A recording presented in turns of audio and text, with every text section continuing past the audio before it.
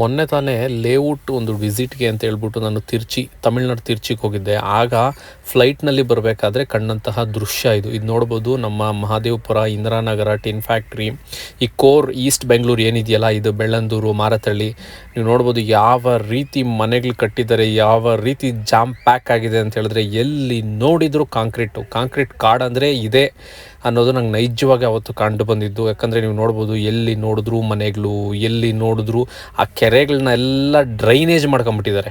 ಅದು ಯಾವುದು ಕೆರೆಗಳೇ ಎಲ್ಲ ನಿಮಗೆ ವಾಟರ್ ಬಾಡಿ ಕಾಣಿಸ್ತಾ ಇರೋದು. ಆ ಮನೆಗಳಿಗೆ ಸೀವೇಜ್ ಸಿಸ್ಟಮ್ ಇಲ್ಲ, ಕರೆಕ್ಟಾಗಿ ಪ್ರಾಪರ್ ವೇಯಲ್ಲಿ ಮನೆಗಳನ್ನ ಕಟ್ಟಿಲ್ಲ, ಸೆಟ್ ಪ್ಯಾಕ್ ಬಿಟ್ಟಿಲ್ಲ, ವೆಂಟಿಲೇಷನ್ ಇಲ್ಲ. ಇದನ್ನು ನೋಡ್ತಾ ಇದ್ದರೆ ನನಗೇನು ಅನ್ನಿಸ್ಬೇಕು ಅನ್ನೋದೇ ಗೊತ್ತಾಗಲಿಲ್ಲ. ನೋಡಿ, ಮುಂದೆ ಹೋಗ್ತಾ ಇದು ಒಂದು ಸ್ವಲ್ಪ ಪೀಣ್ಯ, ದಾಸರಳ್ಳಿ ಈ ಕಡೆ ಇದು ನೋಡ್ಬೋದು ನೀವು. ಇದು ಗ್ರೀನರಿ ಸ್ವಲ್ಪ ಕಾಣಿಸುತ್ತೆ. ಅದು ಕೂಡ ಇವತ್ತು ಲೇಔಟ್ಗಳು ಮಾಡಿಬಿಟ್ಟಿದ್ದಾರೆ. ಆದ್ರೂ ನಮ್ಮ ಕೋರ್ ಬೆಂಗಳೂರು ಏನಿದೆಯಲ್ಲ ಅಷ್ಟು ದಾರುಣವಾಗಿಲ್ಲ. ನೀವು ನೋಡ್ಬೋದು, ಇದು ಟಿ ದಾಸರಳ್ಳಿ ಹತ್ರ, ಇದು ನೆಲಮಂಗಲ ಹತ್ರ ಇದು. ಸೊ ಇಲ್ಲೆಲ್ಲ ನೋಡಿ ನೀವು ನೋಡ್ಬೋದು. ಒಂದು ಗಮನಿಸಬೇಕಾಗಿರೋದು ಏನಂದರೆ ಎಲ್ಲ ಲೇಔಟ್ ಫಾರ್ಮೇಷನ್ಸ್ ಆಗಿಬಿಟ್ಟಿದ್ದಾವೆ. ಇದು ಕೂಡ ನಾಳೆ ಇದೇ ಪರಿಸ್ಥಿತಿಗೆ ಬರ್ತಕ್ಕಂಥದ್ದು. ಆಗ ಯಾರಿಗೂ ವೆಂಟಿಲೇಷನ್ ಇರೋದಿಲ್ಲ, ಲೈಟ್ ಇರೋದಿಲ್ಲ, ಅವರು ಉಸಿರಾಡಿದ್ದು ಇವ್ರಿಗೆ ಬರುತ್ತೆ, ಇವರು ಉಸಿರಾಡಿದ್ದು ಅವ್ರಿಗೆ ಹೋಗುತ್ತೆ. ಕಾಯಿಲೆಗಳು, ಮನುಷ್ಯನ ಆರೋಗ್ಯ ಸ್ಥಿತಿ ಪೂರ್ತಿ ಹದಗೆಟ್ಟೋಗುತ್ತೆ. ನನಗಿದನ್ನೆಲ್ಲ ನೋಡಿದಾಗ ಅನಿಸಿದ್ದೇನು ಅಂತ ಹೇಳಿದ್ರೆ, ಆದಷ್ಟು ಮನೆಗಳನ್ನು ಕಟ್ಟಬೇಕಾದ್ರೆ ಸೀವೇಜ್ ಸಿಸ್ಟಮ್ ಎಲ್ಲಿ ಬಿಡಬೇಕು, ಸೆಟ್ ಪ್ಯಾಕು, ನಮಗೆ ಬೇಕಾಗಿರ್ತಕ್ಕಂಥ ವಾತಾವರಣನ ನಾವೇ ಸೃಷ್ಟಿ ಮಾಡ್ಕೊಬೇಕಾಗುತ್ತೆ, ನಮಗಿರ್ತಕ್ಕಂಥ ಒಂದು ಸೀಮಿತವಾದ ಜಾಗದಲ್ಲಿ. ಸೊ ಇದು ನೋಡಿ, ಟಿ ದಾಸರಳ್ಳಿಯಿಂದ ನಾವು ಈ ಕಡೆ ರಾಜನಕುಂಟೆ, ಯಲಹಂಕ ಈ ಕಡೆ ಟರ್ನ್ ಆಗ್ತಾ ಇದೆ. ನೀವು ನೋಡ್ಬೋದು, ಈ BDA ಸೈಟ್ಸು ಆಗ್ತಾ ಇದಾವಲ್ಲ ಅಲ್ಲಿ ರಾಜನಕುಂಟೆ ಹತ್ತತ್ರ. ಸೊ ಅದು ಇದೆಲ್ಲ BDA ಸೈಟ್ಸು ಇದೆಲ್ಲ ಕಂಪ್ಲೀಟ್ ಜಾಮ್ ಪ್ಯಾಕ್ ಆಗಿಬಿಡುತ್ತೆ. ನೆಕ್ಸ್ಟ್ ಇನ್ನೊಂದು 20 ವರ್ಷದಲ್ಲಿ ನಾನು ಈಗ ನಿಮಗೆ ಅಲ್ಲಿ ಟಿನ್ ಫ್ಯಾಕ್ಟ್ರಿ ಅವೆಲ್ಲ ತೋರಿಸಿದ್ನೋ, ಆ ಮಹಾದೇವಪುರ ಟಿನ್ ಫ್ಯಾಕ್ಟ್ರಿ ಅದೇ ರೀತಿ ಆಗಿಬಿಡುತ್ತೆ ಇವೆಲ್ಲ.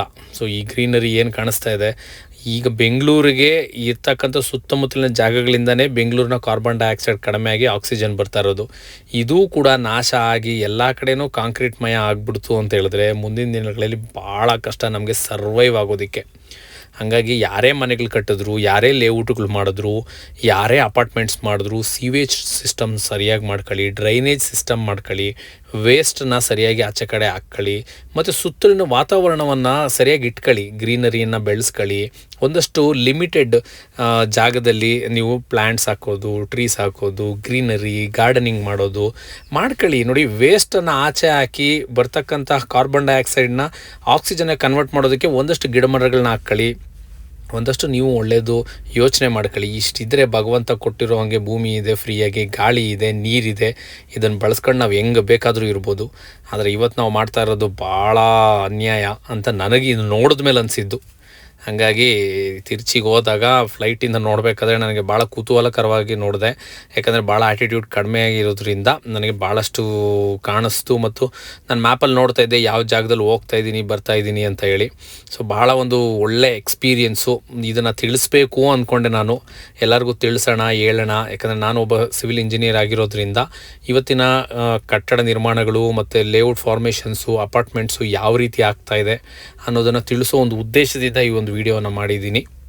ಸೊ ನೋಡಿ, ಮುಂದಿನ ದಿನಗಳಲ್ಲಿ ನೀವು ಮಾಡ್ತೀರಾ ಅಂತ ಹೇಳಿದ್ರೆ, ಹೌದು, ಭಾಳಷ್ಟು ಜನ ಎಕನಾಮಿಕಲ್ ಸ್ಟೇಜಲ್ಲಿ ಇದ್ದೀರಾ, ಬಿಲೋ ಪಾವರ್ಟಿ ಲೈನಲ್ಲಿ ಇದ್ದೀರಾ, ಒಂದು ಸೈಡ್ ಸಿಕ್ಕರೆ ಸಾಕು ಅಷ್ಟನ್ನು ಬಳಸ್ಕೊಂಡು ಮನೆ ಕಟ್ಬಿಡೋಣ ಅಂತ ಭಾಳಷ್ಟು ಜನ ಯೋಚನೆ ಮಾಡ್ತಿರ್ತೀವಿ, ನಮ್ಮನ್ನು ಸೇರಿ. ಆದರೆ ಮುಂದಿನ ದಿನಗಳಲ್ಲಿ ಆಗೋ ಅಚಾತುರ್ಯಗಳನ್ನು ನಾವು ತಡಿಬೇಕು ಅಂತ ಹೇಳಿದ್ರೆ ನಾವು ಇವತ್ತಿಂದನೇ ಪ್ಲ್ಯಾನಿಂಗ್ ಪಕ್ಕಾ ಇರಬೇಕಾಗುತ್ತೆ. ಪ್ರಾಪರಾಗಿ ನಾವು ವೆಂಟಿಲೇಷನ್ಸ್ ಬಿಡಬೇಕಾಗುತ್ತೆ, ಪ್ರಾಪರಾಗಿ ಸೆಟ್ ಪ್ಯಾಕ್ಸ್ ಬಿಡಬೇಕಾಗುತ್ತೆ. ಸೊ ಇದು ಏರ್ಪೋರ್ಟ್ನ ದೃಶ್ಯಾವಳಿಗಳು ನೀವು ನೋಡ್ತಾ ಇರೋದು. ಸೊ ಲ್ಯಾಂಡಿಂಗ್ ಆಗಿ ಮುಂದೆ ಬಂದ ತಕ್ಷಣ ಟರ್ಮಿನಲ್ 2 ಅಲ್ಲಿ ಲ್ಯಾಂಡಿಂಗ್ ಆಗಿದ್ದು ನಮ್ಮದು. ನೀವೀಗ ನೋಡ್ತಾ ಇರೋದು ಟರ್ಮಿನಲ್ 1. ಸೊ ಟರ್ಮಿನಲ್ 1 ಹತ್ರ ಲ್ಯಾಂಡಿಂಗ್ ಆಗಿ ಅದು ಹಾಗೆ ಚಲಿಸ್ಕೊಂಡು ಹೋಗಿ ಟರ್ಮಿನಲ್ 2ಗೆ ತಲುಪಿತು. ಸೊ ನಾವು ಸೇಫಾಗಿ ಬೆಂಗಳೂರು ರೀಚ್ ಆದ್ರಿ. ಆದರೆ ಈ ಒಂದು ದೃಶ್ಯವನ್ನು ನೋಡಿ ನನಗೆ ದಿಗ್ಭ್ರಾಂತಿ ಆಗಿಬಿಟ್ಟಿತ್ತು ಅವತ್ತಿನ ದಿನ ಮಾತ್ರ. ಯಾಕಂದರೆ ಆ ತಿರ್ಚಿಯಿಂದ ಬರಬೇಕಾದ್ರೆ ಅಂತೂ ಆ ಬೆಟ್ಟಗಳು, ಗುಡ್ಡಗಳು, ಅಲ್ಲಿ ಪರಿಸರ, ಅರಣ್ಯ ಎಲ್ಲವೂ ಭಾಳ ಚೆನ್ನಾಗಿತ್ತು. ಬೆಂಗಳೂರು ರೀಚ್ ಆಗ್ತಾ ಇದ್ದಂಗೆ ನಮಗೆ ಕಾಂಕ್ರೀಟ್ ಕಾಡಿನ ಅನುಭವ ಆಯಿತು. ಸೊ ಆ ಒಂದು ವೇರಿಯೇಷನ್ ನೋಡಿ ನಮಗೆ ಭಾಳ ಒಂಥರ ಆಶ್ಚರ್ಯಕರನೂ ಆಯಿತು, ದಿಗ್ಭ್ರಾಂತಿನೂ ಆಯಿತು. ಸೊ ಇದು ನೋಡಿ ಟರ್ಮಿನಲ್ 2 ಇದು.